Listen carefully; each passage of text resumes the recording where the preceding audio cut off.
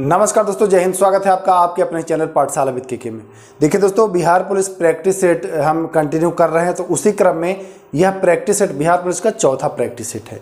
इससे पहले अगर तीनों प्रैक्टिस सेट आप लोगों ने नहीं देखा है तो देखिए, क्योंकि अगर 21,391 में भाई सुनिश्चित अपना चाहते हैं नाम, अपना PDF में रोल नंबर पाना चाहते हैं तो मेहनत तो करना पड़ेगा। मैं पिछली वीडियो में भी बताया हूँ और लगभग सारे वीडियो में बताता हूँ कि भैया अगर सबसे आगे निकलना है तो सबसे ज़्यादा करना भी पड़ेगा।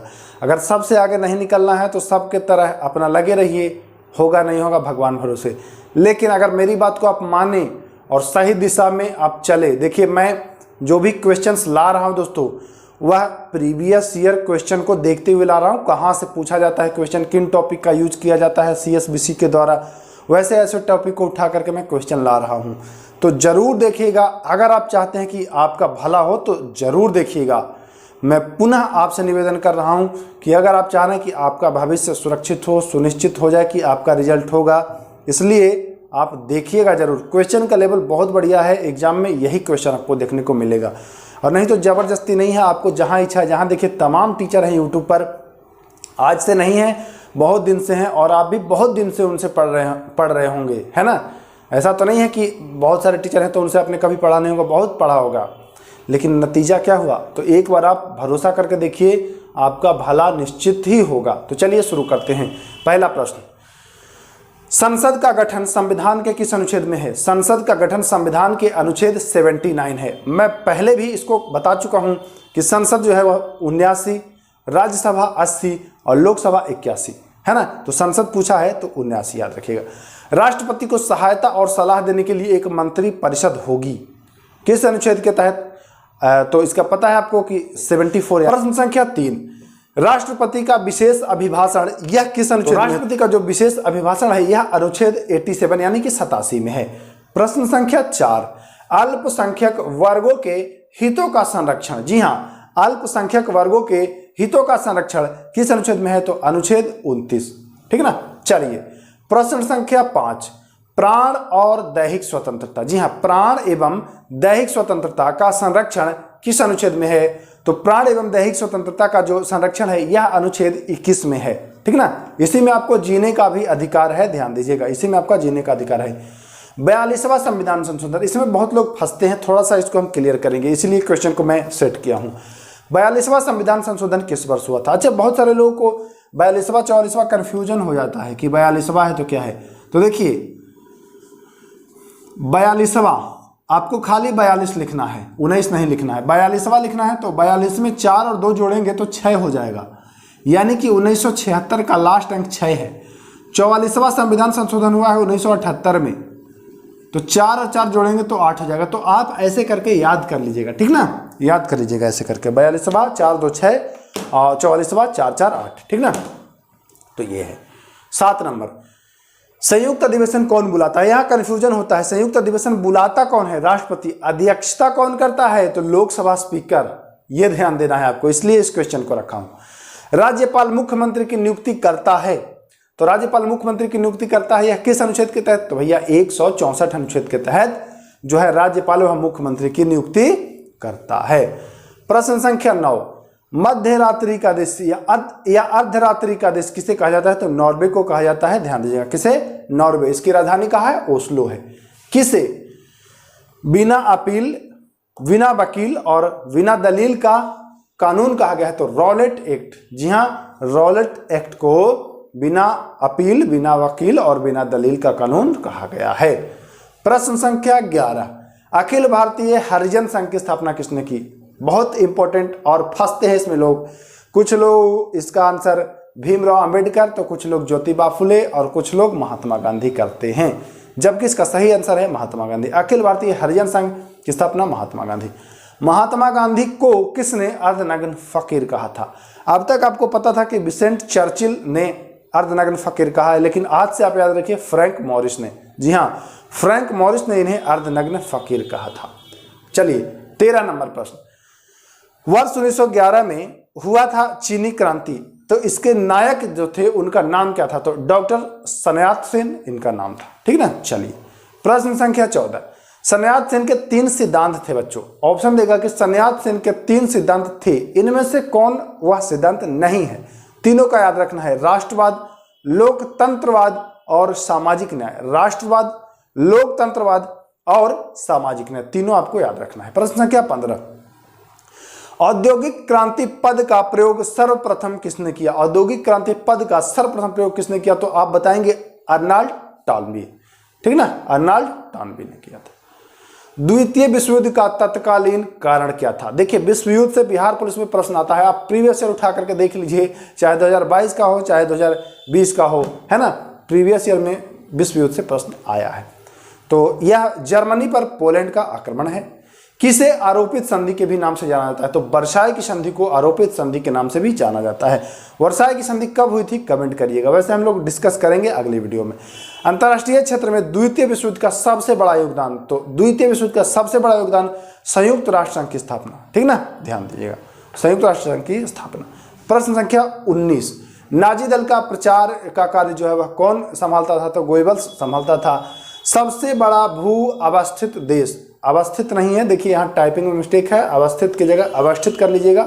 तो सबसे बड़ा भू अवस्थित देश जो है वह कजाकिस्तान है। सऊदी अरब की राजधानी रियाद है, महत्वपूर्ण है, पूछता है। करेबा क्या है? भाई पूछा हुआ प्रश्न है, करेबा क्या है? बिहार सब इंस्पेक्टर में इसको पूछा गया है।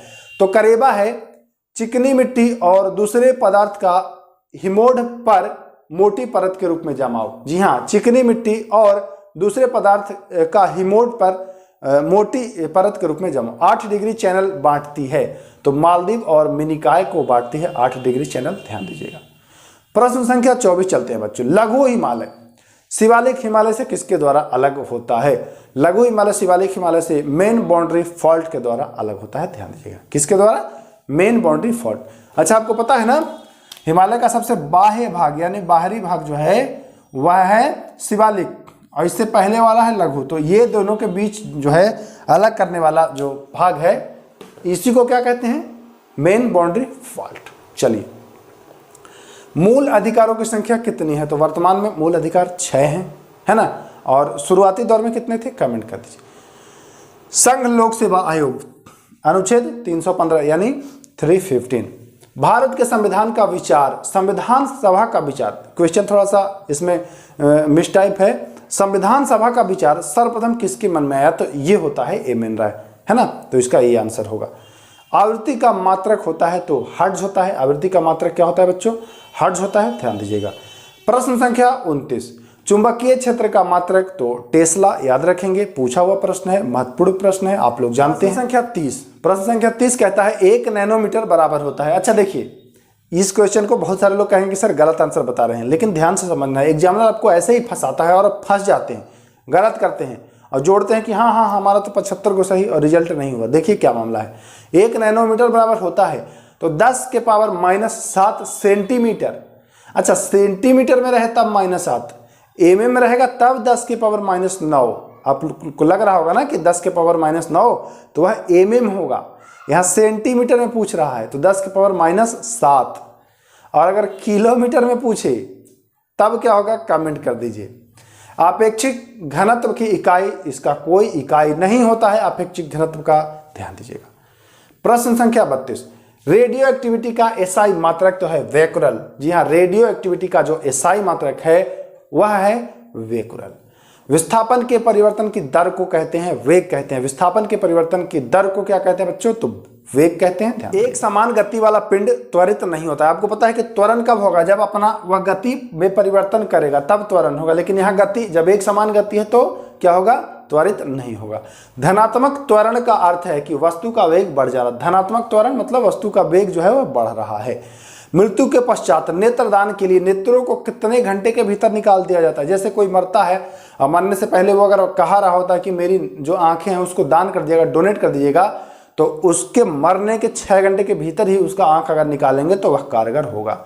ठीक, तो आंख के लेंस किसके पीछे होता है? तो प्यूपल के पीछे होता है। अच्छा प्रश्न है। आवर्धक लेंस वास्तव में क्या होता है? तो यह उत्तक लेंस होता है, उत्तल लेंस होता है। क्या होता है? उत्तक नहीं, उत्तल लेंस होता है।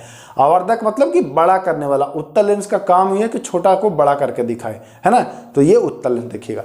ट्यूबलाइट के साथ प्रयुक्त चौक जो है वह मूलतः क्या है, तो चौक जो है वह प्रेरक का कार्य करता है, प्रेरक है। ध्वनि किससे नहीं गुजर सकती है, ध्वनि जो है वह निर्वात से नहीं गुजर सकती है।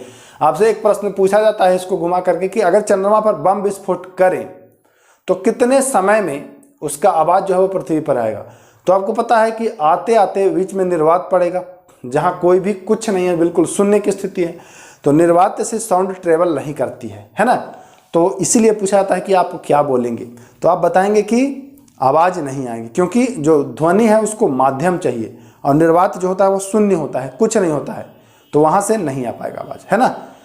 एमआरआई मशीन में निम्न में से किसका प्रयोग किया जाता है, तो वह चुंबकीय तरंग का प्रयोग किया जाता है। एमआरआई जो मशीन होता है, मैग्नेटिक रेजोनेंस इमेजिंग, है ना, मैग्नेटिक रेजोनेंस इमेजिंग जो है यह कार्य करता है तो चुंबकीय तरंग पर कार्य करता है, तो ध्यान दीजिएगा। रडार सिस्टम में उपयोग की जाने वाली तरंगे कौन सी है, तो रडार सिस्टम में इंफ्रारेड का प्रयोग किया जाता है, ध्यान दीजिएगा, रडार सिस्टम में इंफ्रारेड का प्रयोग किया जाता है। न्यूट्रिनो की खोज तो पाउली ने किया है 1930 ईस्वी में, किसने, पाउली, पाउली, ध्यान दीजिएगा। प्रश्न संख्या 44 की ओर चलते हैं। कास्टिक सोडा का रासायनिक नाम, तो NaOH इसका रासायनिक सूत्र है और सोडियम हाइड्रोक्साइड इसका रासायनिक नाम है। जी हाँ, NaOH और सोडियम हाइड्रोक्साइड इसका रासायनिक नाम है, तो ध्यान रखेंगे।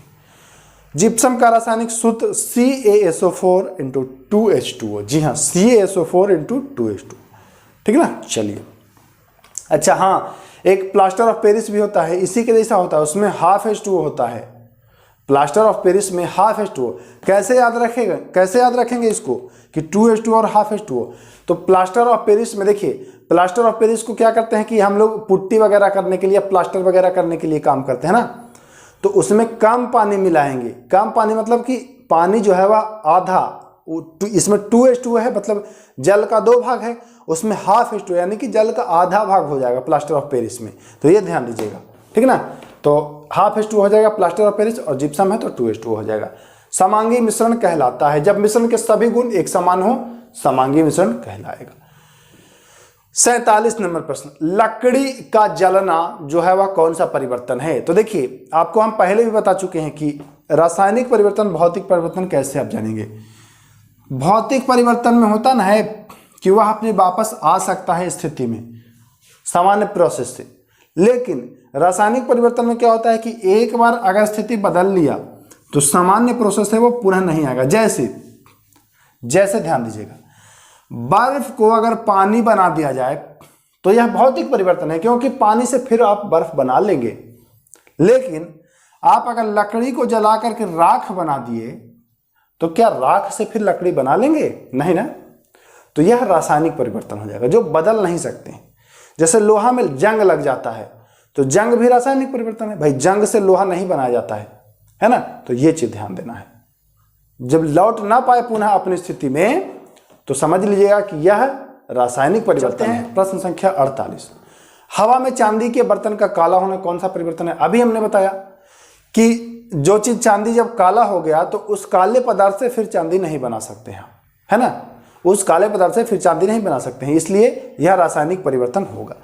चेरनोबिल महाविपदा प्रदूषण का परिणाम है, किसका परिणाम है भाई, चेरनोबिल जो विपदा हुई थी यूक्रेन में, तो यह किसका परिणाम है, तो रेडियोधर्मी अपशिष्ट का परिणाम है, ध्यान दीजिएगा। 50 नंबर, भारी जल हैवी वाटर किसे कहते हैं, तो आपको पता है D2O, ड्यूटेरियम ऑक्साइड। तो ये 50 प्रश्न थे जो कि बिहार पुलिस के लिए बहुत ही ज़्यादा महत्वपूर्ण थे। एक चीज़ मैं और आपको बताना चाहता हूँ, अगर चाह रहे हैं कि 21,391 में बिल्कुल रिजल्ट हो तो जो भी मैं क्लास दे रहा हूँ, मैं एक दिन में फिलहाल तो 3 क्लास दे रहा हूँ, अब 4 क्लास देने की कोशिश में हूँ, ठीक ना। तो आप लोग भी मेरे जितना मेहनत करिए, क्योंकि मैं दिन भर ड्यूटी, रात भर ड्यूटी करता हूँ भाई। अगर रात को ड्यूटी किया, अभी आँख से आप समझ रहे होंगे पूरी नहीं खुल पा रही हैं, क्योंकि पता है ना आपको कि नींद लेना भी जरूरी है। प्रॉपर आप नींद नहीं लेंगे तो थोड़ा समस्या होगा। तो पूरी रात ड्यूटी करो, फिर उसके बाद PDF तैयार करो, फिर वीडियोस तैयार करो, फिर अपलोड, बहुत लंबा प्रोसेस। मैं अकेला ही इंसान हूँ, कोई है नहीं मेरे साथ मेरा सहयोग करने वाला। एक टाइपिस्ट था भी तो वो बीच में भाग गया, कह रहा है कि सर हम नहीं कर पाएंगे, अच्छी कीमत नहीं दे रहे हैं आप, तो इस वजह से वो भाग गया। अब हम आप लोगों से कोई कीमत तो लेते नहीं हैं कि आप लोगों से कीमत लेकर के एक टाइपिस्ट रखें और फिर उनसे PDF तैयार करवाएं। जो भी होता है मैं खुद ही करता हूँ, फ्री में ही देना है। तो भाई जब मैं फ्री में काम कर रहा हूँ तो हमारे जो टाइपिस्ट थे उनको थोड़ा तो सोचना चाहिए था कि चलो थोड़ा कम ही पर, अब जनता सेवा कर ही दिए होते, क्या दिक्कत है, लेकिन नहीं। तो खैर कोई दिक्कत नहीं, हम आप लोग के साथ हैं, परेशान मत होइएगा। जब तक संभव हो पाएगा मैं आप लोग को वीडियो प्रोवाइड कराता रहूँगा और ऑथेंटिक कंटेंट दूंगा, एग्ज़ाम ओरिएंटेड कंटेंट दूंगा, जो कि आपके एग्ज़ाम के दृष्टिकोण से बहुत ही ज़्यादा महत्वपूर्ण होंगे, है ना। तो वीडियो को समाप्त करते हैं क्योंकि ज़्यादा टाइम पास करना उचित नहीं है। बस कंटेंट देखिए, यूज करिए। और मैं बता दिया हूँ कैसे पढ़ना है, टेलीग्राम पर इसका PDF मिल जाएगा। टेलीग्राम ज्वाइन कैसे करना है, बहुत लोगों का ये समस्या है, तो उसके लिए पाठशाला विद के टेलीग्राम में सर्च करिए।